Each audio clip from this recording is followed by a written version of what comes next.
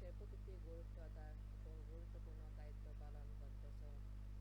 রাস্তা পরিষ্কার সহ ট্রাফিক নিয়ন্ত্রণ করতেছ। এখন রাস্তায় কোনো ময়লা নেই, পানিও জমাট বাঁধে না। কত সুন্দর পরিবেশ সৃষ্টি করেছ। পৃথিবীতে ইতিহাস সৃষ্টি করেছ। আবু সাহিদ সহ কত বীর সন্তান এদেশের জন্য